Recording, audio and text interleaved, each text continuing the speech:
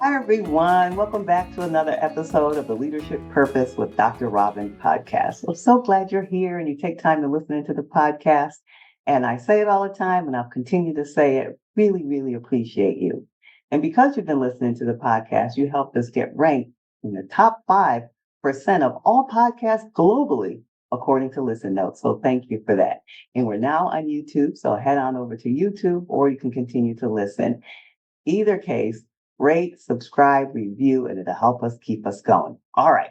Now, today I'm talking with Tammy Alvarez. Now, let me tell you a little bit about Tammy.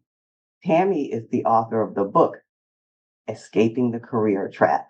And she's going to tell us more about that later. But she's the CEO of the Career Winners Circle. She's a professional keynote speaker, inspirational coach, and former corporate executive. Her spirited, break all the rules approach helps business professionals create a big impact and get this, love every Monday again. Welcome, Tammy Alvarez. Thank you, Robin. It's so good to be here. And that is what it's all about, right? Just getting back into that vibe where we love Mondays again. Yeah, I love that. I love that. All right, so I just, read that little introduction. Why don't you tell us in your own words, first about you and then about the work you do? Sure. So for me, who I am and what I did for a living was this, very closely connected for a very long time until I learned that that wasn't the right way to go. But my career was always in and around Wall Street. And I grew up as a small town girl in northern New Jersey. It was a country town, more dairy cows than people.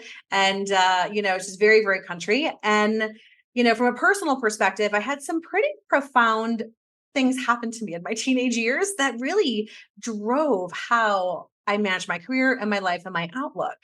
And so we were a middle class family. Everything was great.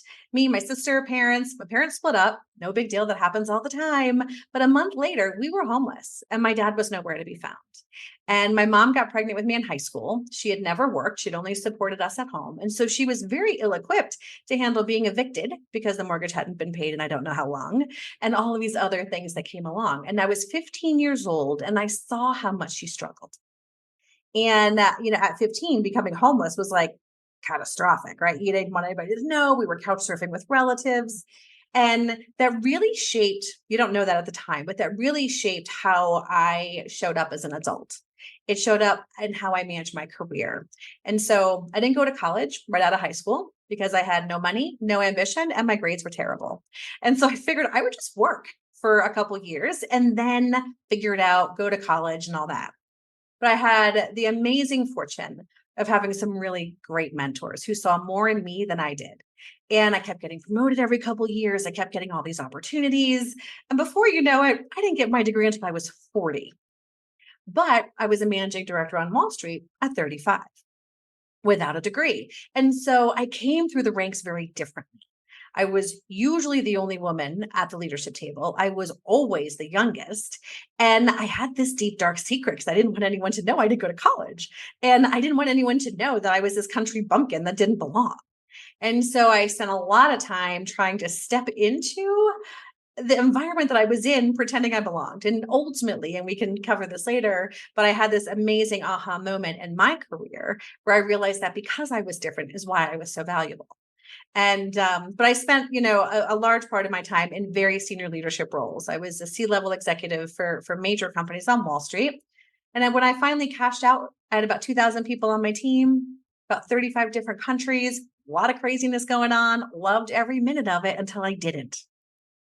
And I remember having this moment where I just stopped caring and I just couldn't find anything else to be passionate about.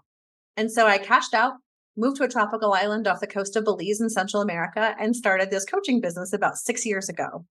And as an entrepreneur, I had no idea what I was doing. I made every mistake you can imagine. We're still doing that. But today we've got 7 coaches. We're serving customers, all over the world. And the book just came out. So we've got all these great things going on. But that's the Reader's Digest version of, my life in a nutshell. Wow, that's a story for sure. All right, so We now can unpack so much of the mess, right? So yeah, yes, absolutely. let's go back to some of it. First of all, let me say congratulations. I mean, as a teenager, to go through that and then to work to get where you did, even though ultimately you made that change, but to be that kind of resilient and you had to have a level of determination and commitment to even get to that point. Yeah, I think, in hindsight, I did. I was, tenacious, and I was playing like I had nothing to lose because in my mind, I didn't. Right. I didn't have anything to lose. And, I didn't know any better in some cases to be afraid. But I also, a lot of my drive and determination came from a very real fear based place that I did not want to end up like my mom. Yeah. Right. I didn't want to be in that kind of situation or ever have that possibly be an outcome. And so I took that to the extreme a bit. Yeah. And it looks like it worked out for you. And now, you're sharing your message and helping others. So it's That's interesting right. how life does that. It Yeah. does. Yeah. It always comes back one way or another. Yeah. There was so much in that story. I was like, wow, this is tremendous and good for you. All right. Uh, what was there like a specific defining moment? You said it was your passion until it wasn't. Yeah. Did something happen around that time, or do you have a distinct memory Oh, of? Yeah. I remember exactly what happened. And it's funny how you have those moments, that just seem like movie moments, right? And I remember I was in the boardroom. We had just finished our earnings call with the investors. We missed earnings again, got our clock cleaned by the investors again. And our boss comes in hot. And he's like inconsolable, right? In terms of somebody's head's got to roll, this is just a disaster. And this happened every quarter. It wasn't something new. And I just remember because what we would normally do is someone would start to volley the blame game. It's like, it wasn't my team, it was over here. It wasn't my team, it was this person.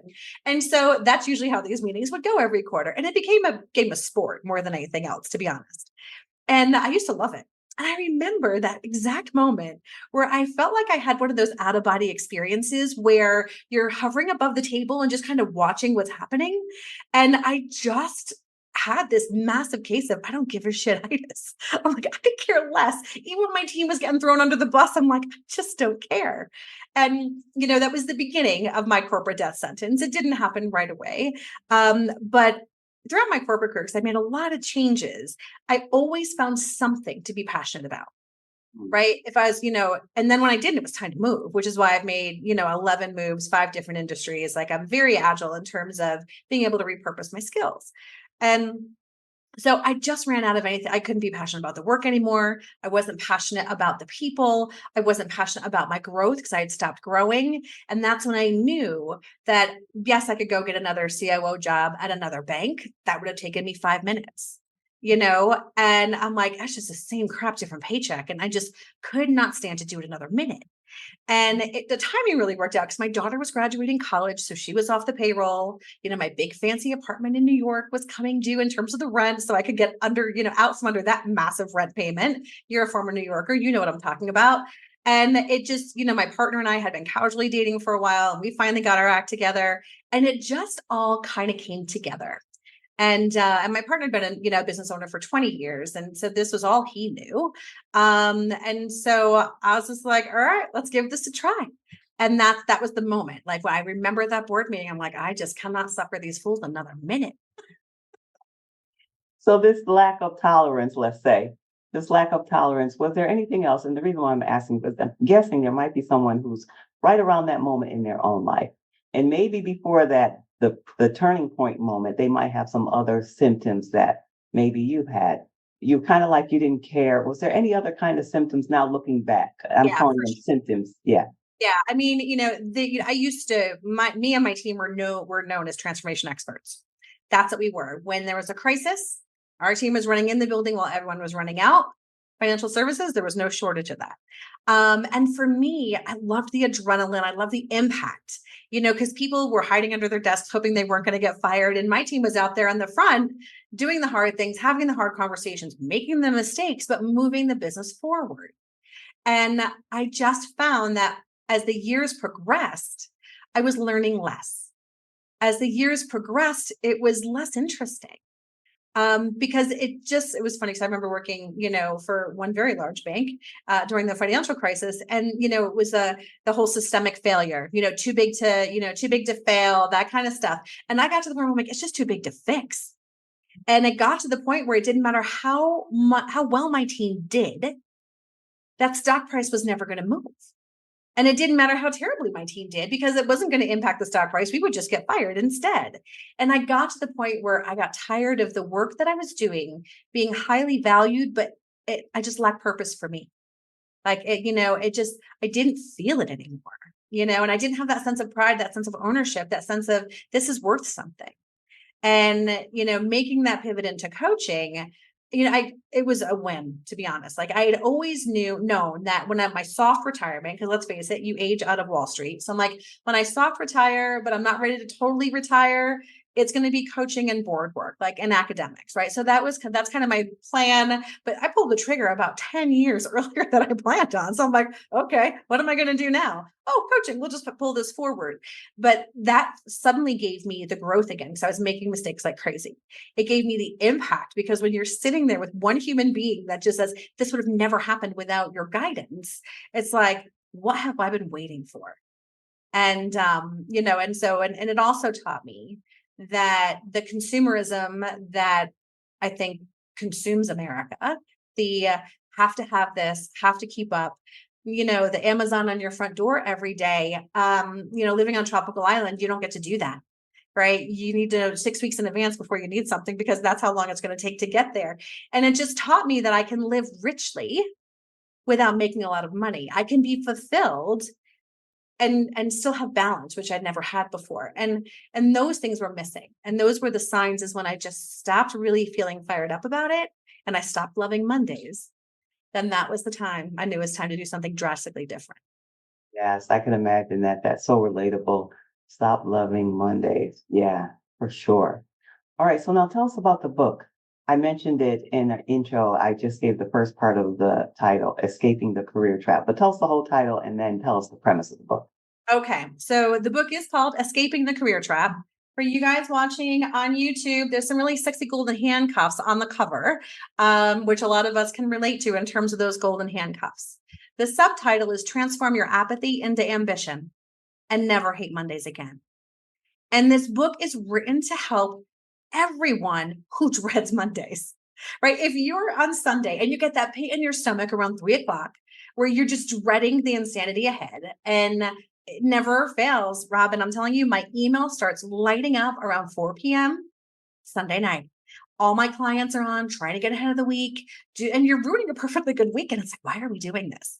And so the book is really designed to help people who still have something to give, and who still want to make that impact, but they have either gotten stuck in this mid-career funk. They feel like they've been sidelined and they don't know how to get out. Or like me, they've lost their sense of purpose and drive and enthusiasm and don't know what they want to do next. 100% of my clients that come to us are like, I hate what I'm doing, but I don't know what to do next. And you get all these things that you're afraid of. I call them the 5 lies, right? That keep us stuck. And so the book really works through, 4 different sections, in terms of kind of walking through that journey of being where you are to not only stepping into a thriving career that will sustain you, but to start paving the way for others. And I think that's really where our true purpose comes into play. And so, we talk about, just the mess, right? So the first part of the book is called Reveal. And we talk about the massive dysfunction that's going on in the relationship between corporate America and, the employees. Now, it's not going to get fixed. So you have to learn how to play play the game and understand that the rules of the road. And because I've been in the boardroom, because I've been behind closed doors, I know how decisions really get made. And I tell about all of them in the book. And so the first part is just that reveal. Here's all the stupidity that seems to make no sense and why it happens and what to do next. And then we talk about align.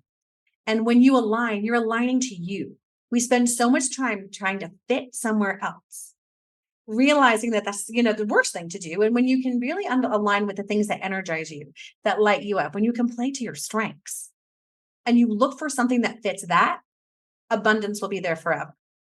So we talk about that alignment and giving yourself the permission to put you first and then how to do it. Then the next piece we do, which is my favorite part, is disrupt, because we are going to mess some things up. We are going to break some rules and we are going to get rid of the things that are holding us back. And so we talk about like all of the things that you need to do to break the rules, to disrupt without getting fired, if that's not your choice, right? But to really continue to thrive. And then the last one actually is thrive. And that's where you're starting to play bigger. You're starting to take on more leadership roles, whether it's by title or by action, and really start to pave the way for others. And so this book isn't just a feel-good play. This is the book that you will have with you as your secret weapon for your career. And each chapter has amazing stories, not just mine, but I think I've, shared about 35 stories of other people who have been in that kind of situation within their career, the mistakes they've made and the upside. But then we also have brain candy at the end of each of the sections. And that's really where you have the opportunity. We talk about the ABCs for growth. And you're taking what you're learning and you're assessing, you're creating your baseline and figuring out how to conquer in that particular chapter where you can personalize all the things. Because as well as I do, if you just read this and put it on the shelf, it's not going to do any good. So you got to take action. And this is designed to slow your roll, do one chapter at a time, figure yourself out, and then move on. Yeah, it sounds like a valuable resource, and I think really timely at this time where we are in this country, but I would think even the world. It's The very world. I mean, it's timely. amazing how the book's selling everywhere, right? And it's funny because especially now, like right after COVID, it was an employee market, right? Employers were promising work from home forever, whatever you want. They were losing talent in troves. Now it's the other way around, right? Layoffs are happening. Everyone's hiding under their desks, all these things. This pendulum swims back and forth all the time. Yeah. And so knowing how to, because the ultimate point of the book is, the so what to this is I show you how to start to treat your career like a business. And then you get that promotion you've been waiting for because you become the CEO of You Inc. And when you start to treat your career like a business, using all the skills you already use to run your business, just applying it internally instead of for the benefit of the company, you start to show up differently. You start to make different decisions for yourself. And the feeling of not having control, of being disenfranchised by the system, all of these things start to go away because you are showing up and making different decisions for yourself. Yeah, I love that. I love that. I have a real passion and heart for workplace, people in the workplace, because people are people, just where you put them, right? But in the workplace, and I've said this before, if people listen to the podcast, they've heard this story before. But a lot of the reason why I do this work is from my mother's experience. And she was the valedictorian of her high school class, but her family could not afford to send her to college. So she just ended up with what she can get. And she ended up working in a factory for 35 years and hating it. But she wanted to be a teacher. All that time, she wanted to go to college and be a teacher. And it didn't leave her. And I saw the impact on her physical health and her emotional health. Even as a teenager, I could see, I connected the dots. Yeah. Hearing this story about how she didn't go over and over the story about her wanting to go to college. And I thought, if I have an opportunity, I'm going to make sure I have purpose in my work and help others if I can do that. Now, it didn't happen right away for me. It took me like 20 years to figure it Oh, out. yeah. These are not overnight discoveries, right? It's a lot of rear view mirror stuff that's like, oh, that makes sense now, right? Yeah. But Yeah. now your work and my work too, we can help others not have that long journey. And so now that you're here at this stage of your life and career, and I heard you say now that you've learned how to separate them, they were one at one time. Do you want to say a little bit about that? Yeah. It took me a hot second to figure this out, right? Like we'll say almost 50 years to figure this out. Maybe not quite that long, but close. And when I was coming through the ranks, my husband was a stay-at-home dad by choice, beautiful daughter, didn't, and I was definitely on the ambitious track. He was a fantastic parent. So, it just worked perfectly for us. And everything else in my life was good enough. My relationships were good enough. My friendships were good enough.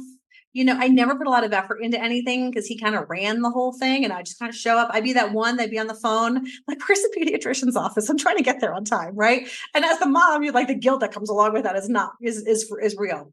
And so, but through all that, like, I really just had the rest of my life on autopilot. And, the only things I did for my own personal hobbies were like golf and travel, right? I'd have these amazing international trips for work, dovetail some time on either before or after and just have these epic experiences. And, I think being so singularly focused in on work had an unintended consequence. and that's called a divorce. And so that took me by surprise. In terms of where the relationship had, we're still best friends. We're still really super close. But just seeing like, okay, this is, my life partner forever. And then just watching that dissolve. But at the time that it did, my daughter was in college. I was working. And guess what? It was just me. And that's all I had was work.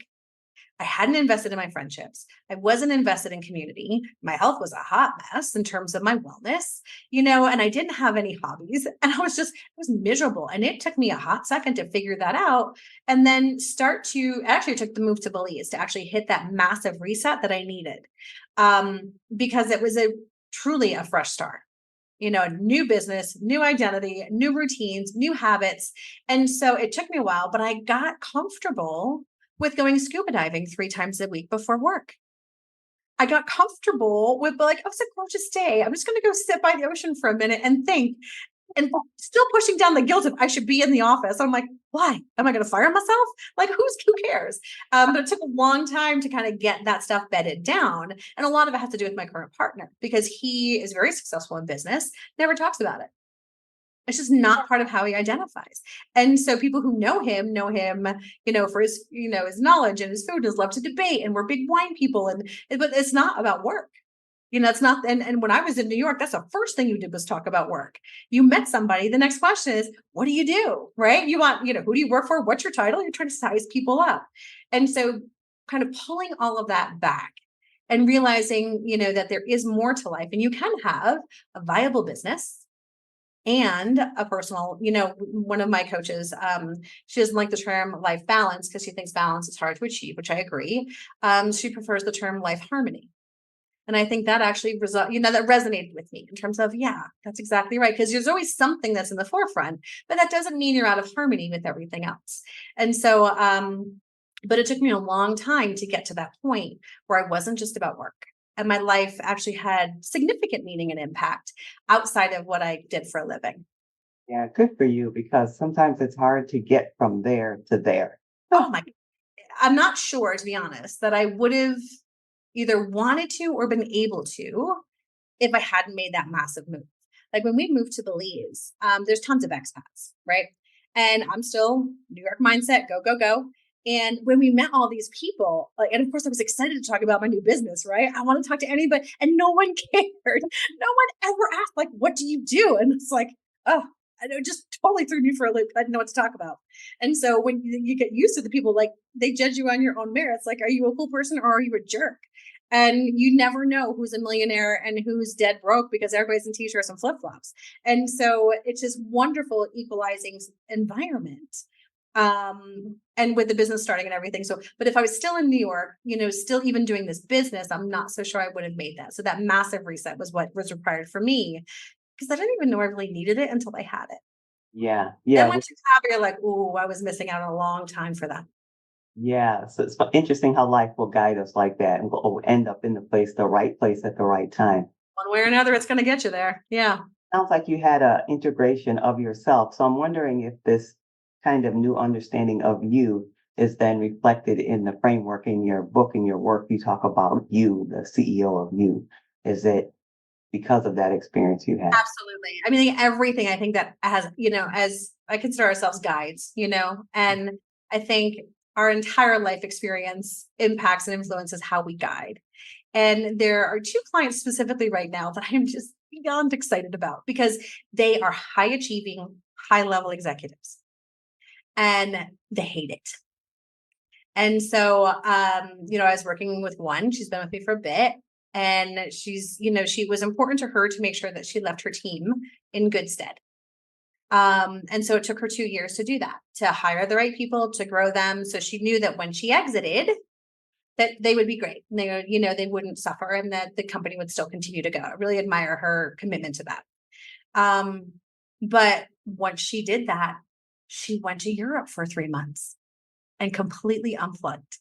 And then, she comes back. She thinks she wants to head into this one sector. She starts realizing that, no, that's just more the crazy. And then she's allowing her life to just take a, entirely different direction to where she's now a fractional executive and loving it. Another one, another high achiever. And, he's younger. And so he's like punching way over his weight in terms of where he's supposed to be. But, but he's got this amazing capability to just rally people in the private sector or in the nonprofit sector. But he's got a design business. Now, this is taking him completely off track because he's a business executive, but yet like opportunities are literally falling in his lap and he's going with it. Now, these are things that we are taught not to do, right? You're not supposed to give up everything you work so hard for. And yet when you do that, you find the level of joy, fulfillment, the reward, and the money comes too. I think that's the biggest thing we're afraid of, is that we're going to lose so much of what we've worked so hard for. But when you allow yourself to step into that passionate zone, then you're almost like you're a magnet, and you just can't help but attract other things that come with you. Yes. Yes. All right. So with that in mind, this podcast is for high achieving women. Now, let me give you my definition of high achieving women, because we probably mean different things. Different people hear this. So here's my definition. High achieving woman is a woman who is responsible, goal oriented, ambitious in a good way, and she's good at a couple things. In other words, more than one. She's good, she's good at some things. Multi-talented. Yes, and so people come to her in a professional work experience environment and for questions, advice on any random thing, whether it's something she knows about or not. In her personal life, family, friends, community, they come to her for advice. And so she's the one that's giving support. And now she's at the point in her career where she finds herself at the top of the wrong career ladder, in that she's now yearning for more meaning and purpose. All right. Now, with that woman in mind, what's some advice you can give from either your professional experience or your personal experience to help her as she's listening to us right now? Okay. So all you high achievers out there, as Robin has defined it, right? There's a few points of advice I have. One is you need to give yourself permission to put yourself first. High achieving women put everyone else before themselves. And so you need to be, so get comfortable with knowing the whole, put your own mask on first in an airplane. Like when you take care of yourself first, everything else gets better. And the other thing that will help you, because there's, one of the biggest things that people are afraid of is that they'll have to take a step back if I want to do something different. Or people feel like I should be grateful for what I have. I've got so much more than everyone else, so much better than everyone else. And so you feel guilty for wanting, to having that ambition. But realize that gratitude and ambition are not like, they're two sides of the same coin. You can be grateful and still want more, right? So they're not mutually exclusive. And if you really want to start to do something different and to still keep all the things and all the impact that you're making, you need to make that shift from being paid for what you do to being paid for what you know. Because you have earned the right now. You have probably forgotten more than most people remember, and you've earned the right to be that sage. And when you find the things that light you up, that really play to your strengths, that are the things that you know, then what you do is you take that and you find an opportunity where that is in high demand and in short supply. I'll give you a quick story about this in terms of how you do this, because it is a game changer for everyone. So I've got a client, Career Financial Services. Now in financial services, Robin, what we do, we fire 20% of our people every year. It's just how we do it. And then, but you still have to innovate. You still have to keep your employees engaged. You have to get stuff done, right? It's still, and so for somebody who spent their whole career there, they don't even realize that doing more with less is a skill. It's just how you do it. Now, this person, my client, was wanting to make a different move. Financial services isn't fun anymore. They wanted to do something very different. And so they ended up working at a startup that had gone public. And so this startup, when they were beginning, had tons of VC money. And it was the land of milk and honey. I mean, every time there was a problem, here's more money, hire more people, get more tools and toys. They never heard the word no. Then they went public. Then their industry took a nosedive. And to make matters worse, their competition got their act together. They were losing money hand over fist. And so here comes my client who knows how to do more with less. So instinctively, he doesn't even know it's a thing. Because in this company, the CEO and 3 levels down had grown up within the company. No one knew how to do it. And so when my client goes in, now all of a sudden he's a rock star because he's got these keys to the kingdom that they've been looking for. But not only does he keep it to himself, here's the difference. He took on that service mindset and showed others how to do it too. And when he did that, everything got better, right? The executives learned how to do this. The company returned to profitability. And he's thriving and he's making more money than he ever thought he could possibly make. And even in financial services, you make a lot of money. So that's saying a lot. So when I talk about playing to your strengths, finding the things, take the shift from, using what you do to what you know, but finding something that's in high demand and in short supply, these opportunities are everywhere because during times of chaos, there's always opportunity. And you've been smart enough to get to where you are today. You'll be smart enough to find it. Well, I'm sure they appreciate that. Tammy Alvarez, you have been so generous with your time. Now, before we tell people where they can get in touch with you, is there any last words you want to say? Oh, one more thing I just thought of, or you don't have to, or like some Just party like, words? what else? I think the last thing I do want to say is don't forget to have fun. We just did a big summit. My Career Winner Circle hosted a summit last week. And I was joking around, somebody dropped the F word in a roundtable and they used the word fun. I was like, oh, we're allowed to do that when we talk about work, right? So let's keep things in perspectives. For most of us, we're not curing cancer or saving lives. So I think keeping things in perspective is important and, make sure you're having fun while you're doing it. So where can people be in touch with you? Where so they could start this fun and start loving Monday again? Yeah, so there's several ways we can do this, right? So for those high achieving women that are out there leading big teams, I'm a keynote speaker. Please find me. Let's do something together, whether it's a keynote, workshop, whatever, so you can certainly reach out to me for public speaking. You can find all the stuff about that side of the business and the book at escapingthecareertrap.com. And then if you need coaching, if you're looking for help growing your business, growing your career, becoming a stronger leader, then definitely take a look at us over at careerwinnerscircle.com. Me and our coaches are just standing by waiting to help you transform and achieve the goals that have been eluding you for so long. Okay, well, thank you. We'll be sure to put those in the show notes in the Yeah, we'll get description. all that stuff in the show notes, my LinkedIn profile, all that stuff. So reach out, tell me what you thought about the episode. I love it when I get probably, 4 or 5 emails a week saying, oh, I heard you on this podcast. This is really cool. Or I didn't agree with what you said, which I like even more. So please connect on LinkedIn and let me know what you think. Oh, that's wonderful. All right. Thank you, Tammy. I so appreciate you for being Thanks. here and sharing your amazing story and experience. Such a pleasure. Thanks for your time.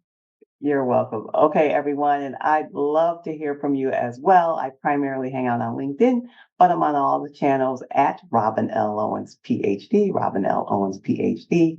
And if you're really one of those persons who's saying, it's time for me, I'm really looking for more meaning and purpose, I'm craving it, I have to have it, it's getting painful now not to have it, I have a resource for you. Go to the podcast website, and it is leadershippurposepodcast.com, leadershippurposepodcast.com. And until next time, this is Dr. Robin.